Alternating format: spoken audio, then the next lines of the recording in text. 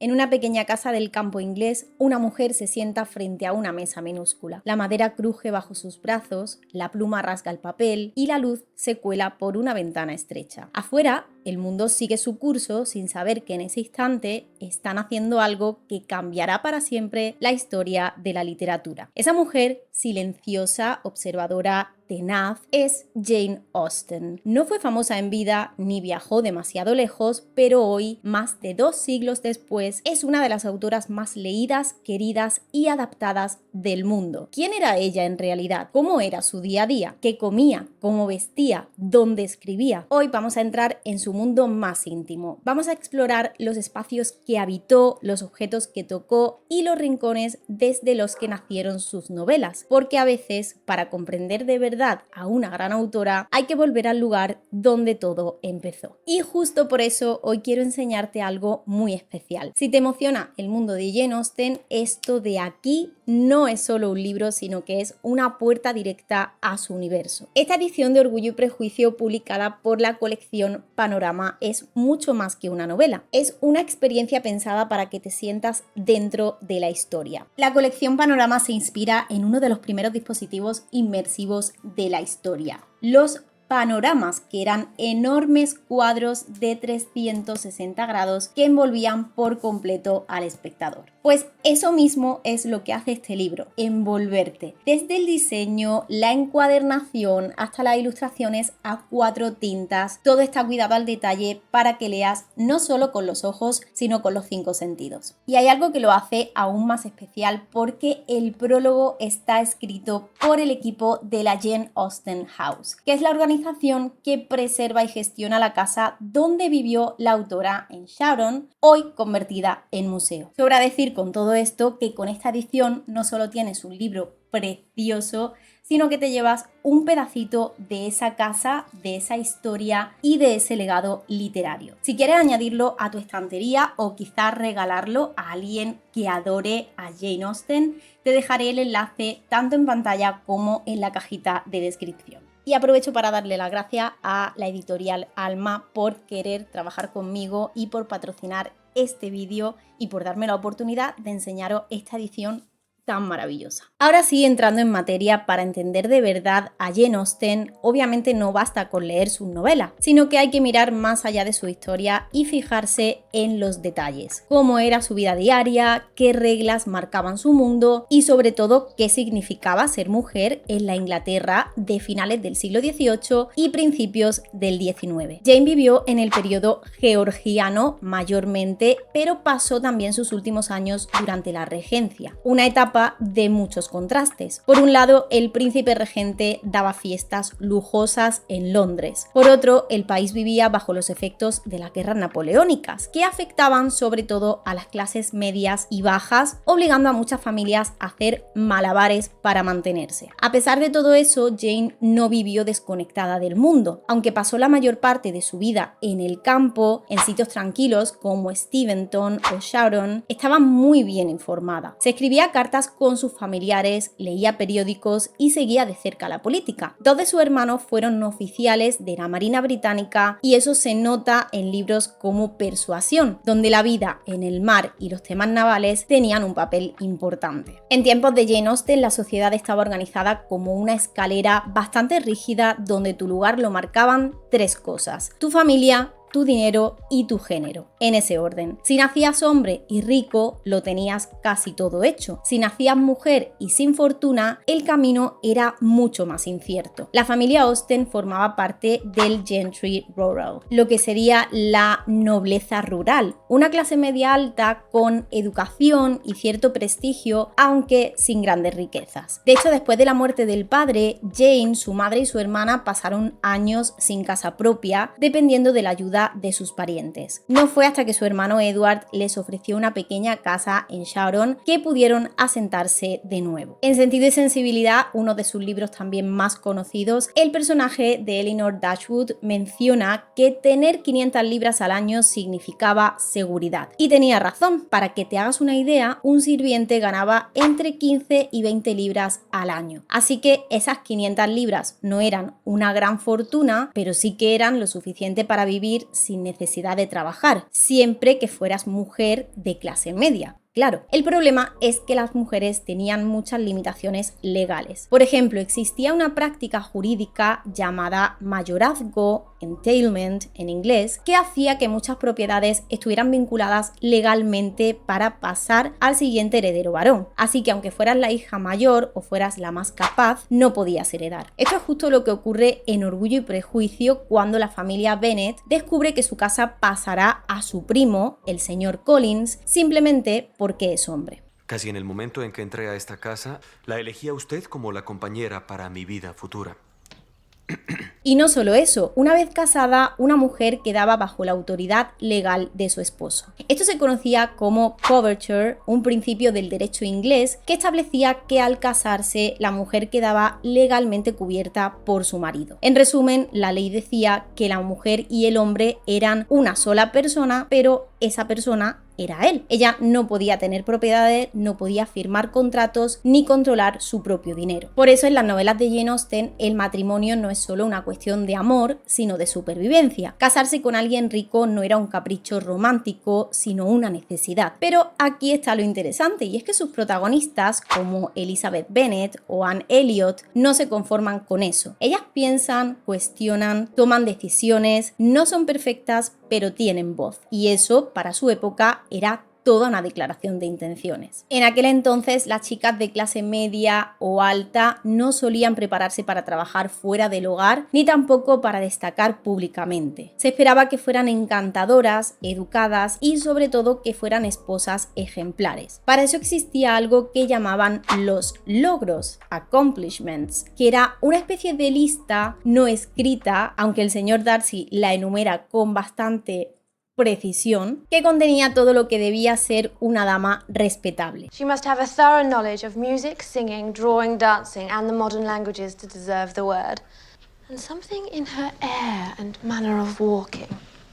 And of course she must improve her mind by extensive reading.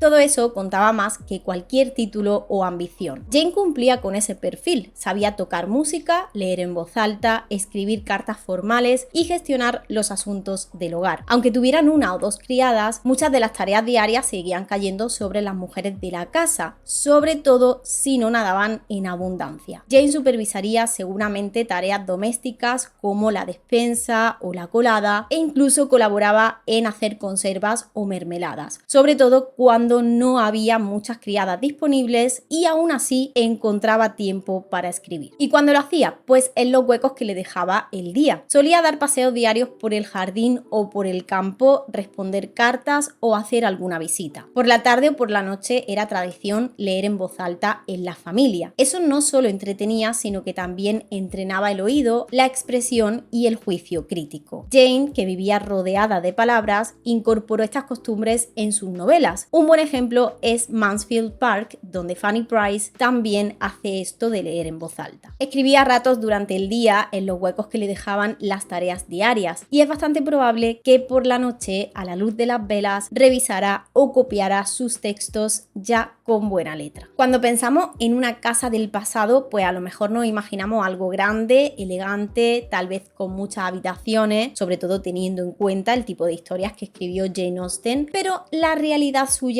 era otra. Incluso la realidad georgiana en sí era otra. Esto de tener casoplones así de grandes no era tampoco la norma. Incluso en familias con cierta comodidad, como los Austen, las casas eran funcionales y se compartía casi todo. No existía esa idea moderna de tener un espacio propio o un escritorio personal. De hecho, Jane Austen escribía en una mesita redonda situada junto a una ventana en el salón. No tenía respaldo en la silla, se cree, aunque la silla no se conserva, ni tampoco había cerradura en la puerta, o sea, cualquiera podía entrar en cualquier momento. Aún así, desde ese rincón sin privacidad realmente nacieron algunas de las novelas más importantes de la literatura inglesa. Es increíble pensar que sin un lugar propio ni grandes lujos, Jane encontró la forma de crear. Virginia Woolf, un siglo después, lo resumiría con una frase ya mítica: una mujer necesita dinero y un cuarto propio para escribir. escribir novelas. Jane no tenía ni lo uno ni lo otro, pero tenía talento y mucha determinación. El resto de la casa tampoco era especialmente cómoda. Los muebles eran prácticos, como mesas plegables, camas con dosel para guardar el calor, alfombras pequeñas y cortinas gruesas para protegerse del frío. Porque sí, en invierno hacía muchísimo frío, sobre todo en zonas rurales como Sharon. Solo había una fuente de calor por habitación, chimeneas que funcionaban con leña o carbón. El resto de la casa solía estar helada, especialmente al amanecer o al caer la noche. La iluminación era otro reto. Las velas más comunes se hacían con grasa animal, pero desprendían un olor desagradable y producían mucho humo. Las de cera de abeja, que eran más limpias y más agradables, eran todo un lujo. También se usaban lámparas de aceite de ballena, pero no estaban tampoco al alcance de todos. Por eso la mayoría intentaba aprovechar al máximo la luz del día. No me quiero imaginar lo depresivo que sería en invierno, porque es que en Reino Unido a las 5 de la tarde ya se está haciendo de noche. Lo digo por experiencia propia.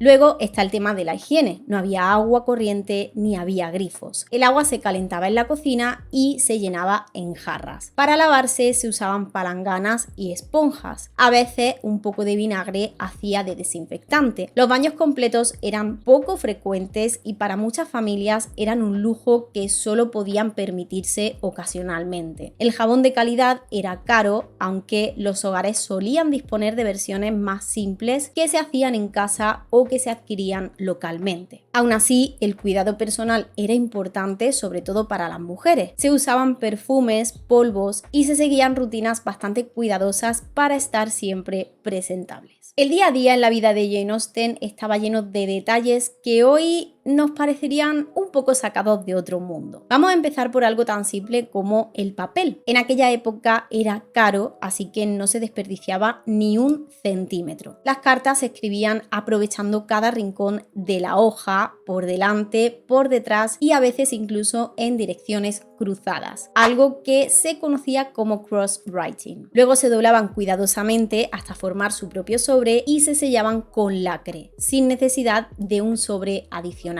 Jane no solo fue una gran novelista, sino también una prolífica escritora de cartas, especialmente con su hermana Cassandra, con quien compartía casi todo. Chismes familiares, ideas para sus novelas, opiniones sobre libros, incluso comentarios sobre vestidos o política. Se conservan más de 150 de esas cartas, pero se sabe que hubo muchas más. Cassandra, queriendo proteger su intimidad, destruyó una buena parte después de la muerte de Jane. Lo que quedó, sin embargo, nos da una ventana directa a su forma de pensar, de sentir y de observar el mundo. La lectura era otro pilar en su vida cotidiana. Las mujeres cultas como Jane no siempre tenían grandes bibliotecas, pero podían acceder a libros a través de préstamos, suscripciones o redes familiares. Leer en voz alta, como ya os he dicho, era una actividad muy común. Las novelas góticas como Los misterios de Udolfo de Anne Radcliffe estaban de moda. También se leía a Shakespeare, se repasaban sermones religiosos, se memorizaban poemas o se hojeaban revistas como The Ladies Magazine, que mezclaba de todo: relatos, consejos de comportamiento, patrones de costura, incluso partituras de piano. Jane, siempre observadora, supo reírse de esas modas sin despreciarlas. En la abadía de Northanger, por ejemplo, hace una parodia cariñosa de las heroínas demasiado influenciadas por las novelas góticas. Con humor, pero con cierto cariño, nos muestra lo mucho que estas historias formaban parte del imaginario de su tiempo.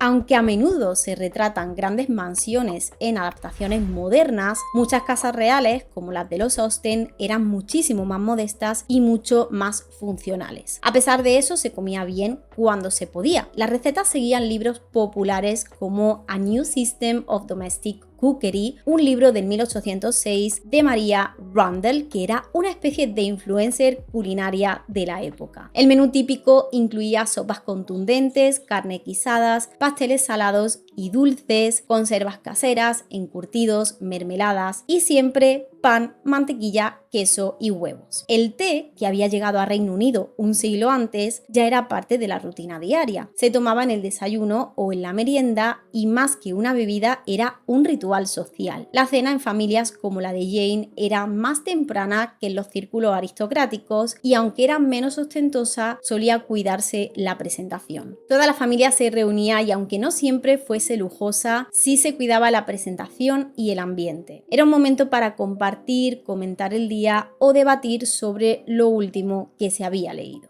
Pasando ahora a la ropa, esta no era solo una cuestión de verse bien. Vestirse era como hablar sin palabras. Tu estilo decía si tenías dinero, si eras educada, incluso si tenías buen carácter. Por eso las mujeres aprendían desde jóvenes a dominar ese lenguaje con cuidado. Había que mostrar gusto, pero sin exagerar. Si ibas demasiado arreglada, especialmente sin pertenecer a la aristocracia, podías parecer presumida o vulgar. La moda femenina de la época seguía lo que se llamaba el estilo imperio. Vestidos de muselina con el talle justo bajo el pecho, telas finas, caídas suaves y colores claros. Este estilo venía de Francia y se volvió muy popular en Inglaterra a principios del siglo XIX. El blanco, por ejemplo, era uno de los colores más usados entre las jóvenes. Se asociaba con la pureza, pero también con el estatus. Solo quien podía lavar la ropa a menudo o tenía a alguien que lo hiciera podía permitirse usarlo. Aunque a primera vista estos vestidos parecieran ligeros y cómodos, lo cierto es que llevaban capas debajo, corsés que eran más suaves que los del siglo anterior, enaguas y en invierno varias prendas extra para no pasar frío. El peinado seguía también ciertas normas, aunque ya se había abandonado el uso generalizado de polvos blancos que sí que eran comunes en el siglo XVIII. En la época de Jane, lo habitual era llevar el pelo recogido en moños o trenzas sencillas, adornado con cintas o peinetas. El lavado era menos frecuente que hoy, al igual que el corporal, pero sí que se intentaba mantener limpio mediante un cepillado diario. La ropa no se compraba hecha como ahora, se encargaba a una modista o se cosía en casa, siguiendo patrones que salían en revistas de moda. A Jane le interesaban mucho estos detalles. En sus cartas hablaba sobre telas, colores y vestidos. Su estilo, de hecho, era práctico, sobrio, pero con toques de personalidad. Al igual que su heroína, Jane sabía usar la moda no solo para vestirse, sino para decir algo sobre quién era o quién quería ser. Su vida tampoco estuvo llena de viajes exóticos ni de grandes aventuras, pero eso no significa que fuera aburrida. Dentro de ese mundo tan limitado, supo encontrar un rincón para sí misma. Su día a día estaba hecho de pequeñas rutinas. Nada parecía extraordinario desde fuera, pero por dentro Jane observaba el mundo con una mirada aguda, con mucho sentido del humor y con una sensibilidad única. No lo tuvo fácil porque el dinero escaseaba, sus novelas se publicaron sin su nombre y durante su vida apenas recibió reconocimiento. Orgullo y prejuicio, una de las historias más leídas en el mundo hoy, fue publicada de forma anónima, sin mencionar su nombre, solo como por la autora de Sentido y Sensibilidad, la cual había publicado poco antes. Fue mucho después de su muerte cuando su nombre empezó a aparecer junto a sus obras, incluso cuando la sociedad no le daba un lugar oficial para usarlas. En una carta que le escribió a su sobrina Fanny Knight, dejó un consejo que lo dice todo. Deberías escribir si puedes, porque hacerlo te hace feliz. Escribir es tuyo, no de nadie más. Una frase muy sencilla, pero con mucha fuerza. Jane no tuvo riquezas ni tuvo reconocimiento inmediato, pero escribió con honestidad, con ingenio y con verdad. Y eso bastó para dejar una huella eterna. La casa de Jane Austen es como una cápsula del tiempo. Cuando entras, no sientes que estás en un museo, sino que casi puedes imaginar a Jane cruzando una habitación, sentándose a escribir o mirando por la ventana la luz que tú estás viendo ahora. Los suelos aún crujen bajo los pies, evocando el paso de Jane por esas mismas habitaciones. Jane llegó allí en el 1809 después de pasar varios años sin un hogar fijo. Después de la muerte de su padre, su vida, la de su madre y su hermana, fue bastante inestable. Vivían con lo justo, dependiendo de la generosidad de sus parientes y sin saber cuánto tiempo podrían quedarse en un sitio. Fue su hermano Edward quien cambió las cosas, porque fue elegido como legatario de los Knight, una familia acomodada sin hijos, y más adelante adoptó su apellido y heredó sus propiedades. Después de esto pudo ofrecerles una pequeña casa en su finca. No era lujosa, pero era para ellas, así que por fin Jane tenía un espacio estable. Fue en ese lugar tan sencillo pero tan acogedor donde encontró el refugio que necesitaba. Allí pudo escribir con calma, pudo revisar sus primeros manuscritos y pudo crear nuevas historias. Uno de los rincones más emocionantes del museo sin duda es su mesa de escritura original. No es grande ni está decorada con elegancia, es una mesita redonda, pequeña, con la madera desgastada por los años y por el uso. Pero ahí está la magia, imaginarla escribiendo justo ahí, sin un despacho privado, sin un cerrojo, solo con la luz que entraba por la ventana y los ruidos cotidianos de fondo. No había silencio absoluto, no había una comodidad total, simplemente una mujer decidida, aprovechando cada momento libre entre el bullicio de la casa. Hoy esa mesa no es solo un mueble antiguo, sino que es un símbolo. Representa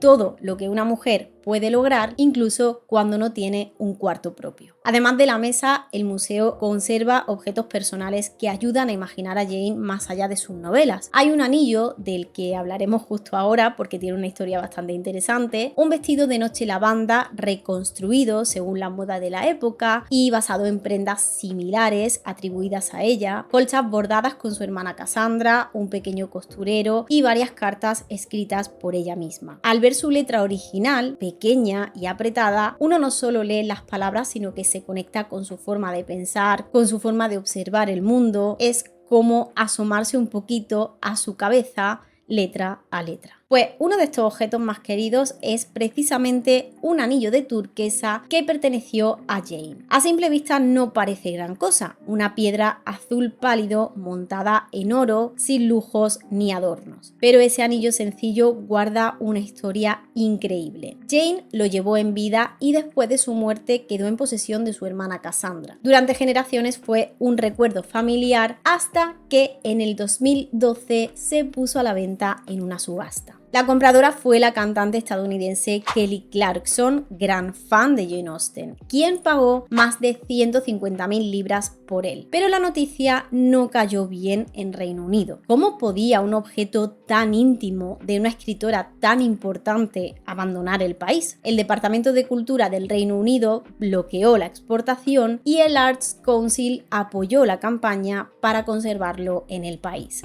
Pero bueno, gentuzo. Lo que ocurrió después fue bastante emocionante porque personas de todo el mundo, lectores, expertos, estudiantes, donantes anónimos, se unieron para reunir el dinero y lo lograron. Hoy ese anillo está de vuelta en la Jane Austen House, donde puedes verlo. Su valor no está en el oro ni en la piedra, sino en lo que realmente representa, en esa conexión entre la autora y quienes todavía se emocionan con su historia. Un pequeño anillo que, como veis, tiene una historia enorme. Cada rincón de la casa ha sido restaurado con cuidado para que los visitantes puedan imaginar cómo era realmente vivir allí. Empecemos por la cocina, y es que está montada con utensilios auténticos del siglo XIX, similares a los que se usaban en su época, aunque no todos pertenecieron a la familia Austen. Aunque Jane no cocinaba directamente, como parte del núcleo familiar femenino, probablemente participaba en la organización del hogar o en algunas otras cositas, como ya hemos dicho antes. Los jardines también tienen su propia historia porque se han diseñado tomando como inspiración las flores y paisajes que se mencionan en las cartas de la familia. Hay lavandas, rosas, alelíes, peonias, flores que Jane y su hermana Cassandra podían haber recogido en sus paseos. Era su pequeño refugio al aire libre, un lugar para caminar, para charlar o simplemente para pensar. Para que el legado de Jane Austen no se quede solo entre las paredes del museo, la Jane Austen House ha llevado a cabo un proyecto de digitalización impresionante. Gracias a proyectos colaborativos entre instituciones como King's College London, la Universidad de Oxford y la British Library, hoy podemos acceder desde casa a muchas de sus cartas, manuscritos y apuntes personales. Además, gracias a este lugar, la literatura y la historia se conectan con el presente a través de actividades para todo tipo de público, desde estudiantes de secundaria hasta expertos en literatura del siglo XIX. Además de conservar su legado, el museo colabora activamente con universidades como Oxford, Southampton y Cambridge en proyectos de investigación sobre género, narrativa o historia cultural. Esto se traduce en seminarios, exposiciones y visitas guiadas con un enfoque educativo que ayudan a ver a Jane Austen no solo como escritora, sino como parte de un contexto mucho más amplio. También hay eventos pensados para el público general. En ocasiones se organizan eventos como los Austen Wednesdays, que reúnen a lectores y especialistas para charlas online sobre su obra. Esto especialmente se estuvo haciendo en pandemia, si no me equivoco. Hay festivales también como el Emma Festival o el Persuasion and Poetry Festival, que mezclan literatura, música y moda de época, convirtiendo el aprendizaje en una experiencia sensorial. Y para quienes no pueden viajar hasta Sharon, existe un club de lectura virtual donde cada mes se comenta una de sus obras o de sus cartas. Más que un museo estático, la Jane Austen House funciona como un punto de encuentro global, donde la pasión por su obra sigue generando conversación, reflexión y comunidad. Han pasado más de 2 siglos desde que Jane Austen escribía en una mesa tan sencilla, pero sus historias siguen igual de vivas. ¿Por qué? Porque lo que cuenta y cómo lo cuenta sigue tocándonos. No necesitó escenarios grandiosos ni tramas exageradas, y es que le bastaban unas cuantas personas, una conversación cargada de tensión y mucha observación para retratar lo más complejo del ser humano. Su arma más potente era la ironía. No predicaba, no se imponía, ella observaba con inteligencia y con humor. A través de escenas cotidianas nos mostraba un mundo lleno de injusticias, mujeres sin derechos, matrimonios por necesidad, jerarquías absurdas, pero también esperanza, afectos y relaciones reales y pequeñas rebeliones. Sus protagonistas más conocidas no eran perfectas, pero ahí estaba su fuerza. Eran humanas, tenían fallos, miedos y tomaban decisiones difíciles. Y aunque vivieran en otro tiempo, sus dilemas siguen siendo los nuestros: el amor, la libertad, el dinero, las apariencias, la identidad. Austen no solo escribió sobre su época, escribió sobre cómo queremos vivir incluso a día de hoy. Una de las pruebas más claras de que Jane Austen no se ha quedado encerrada en los libros es su enorme presencia en la cultura pop. Sus historias han sido adaptadas, reimaginadas y modernizadas en casi todos los formatos posibles: cine, televisión, teatro, YouTube, incluso fanfiction. Uno de los momentos más icónicos fue la serie de la BBC de 1995 con Colin Firth como el señor Darcy. Esa famosa escena saliendo del lago con la camisa mojada no solo arrasó en Reino Unido, sino que se volvió un fenómeno global. Años después, la versión cinematográfica de Orgullo y Prejuicio, dirigida por Joe Wright, de 2005, con Keira Knightley, ofreció una visión más romántica y visual que conquistó a una nueva generación. Pero Austen no solo ha sido adaptada, también ha sido reinventada. Tenemos Clueless del 95, que lleva la historia de Emma a un instituto de Beverly Hills. El diario de Bridget Jones se inspira en la dinámica de Orgullo y Prejuicio, transformándola en una comedia romántica moderna, con Colin Firth otra vez como señor Darcy. Y tenemos The Lizzie Bennet Diaries, que transforma la trama en un blog de YouTube con humor y con actualidad. Incluso series como Bridgerton, aunque no se basan directamente en Austen, exploran un mundo de bailes, de normas sociales y de tensiones románticas que recuerdan a su universo. Todo esto demuestra una cosa: que el universo de Jane Austen es tan sólido que resiste todo tipo de reinterpretaciones y es tan flexible que sigue funcionando incluso fuera del siglo XIX. Desde aquella mesa pequeñita, sin una habitación propia, con la luz justa, Jane Austen fue capaz de crear mundos completos. No tenía un estudio privado ni tenía una vida llena de lujos, pero tenía algo muy poderoso: una voz propia y una mirada muy aguda. Y aunque no lo sabía, sus palabras iban a cruzar siglos, países y generaciones. Esa misma casa donde escribió sigue en pie, no como un museo frío y solemne, sino como un lugar lleno de vida, de libros, de recuerdos y de personas personas que todavía hoy siguen buscando en sus historias algo que les hable al corazón. Porque entender a Jane Austen no es solo leer sus novelas, es aprender a escuchar lo que se dice entre líneas, descubrir lo extraordinario dentro de lo cotidiano, imaginarse por un momento en ese rincón tranquilo donde todo empezó. Tal vez no necesitó más que una mesita, una pluma y un poco de silencio, pero desde ahí Jane Austen cambió la literatura para siempre.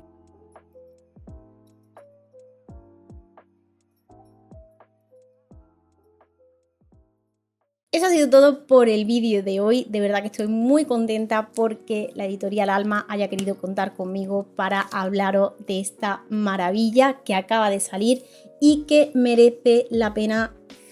Yo no me canso de verla, o sea, me voy a volver a leer Orgullo y Prejuicio por tercera vez este año, probablemente. Así que eso ha sido todo por el vídeo de hoy. Espero que os haya gustado, que os haya resultado muy interesante, que me dejéis vuestras ideas sobre vídeos literarios, porque es algo que no se va a perder en el canal, porque a mí me encanta, porque muchísimas personas llegasteis aquí por eso precisamente, y gracias a los miembros del canal por apoyarnos de esa manera. Gracias a ti por ver este vídeo. Si no sabes qué comentar, déjame este emoticono en la cajita de descripción y yo te contestaré tan rápido como pueda. Y ahora sí, nos vemos en la próxima.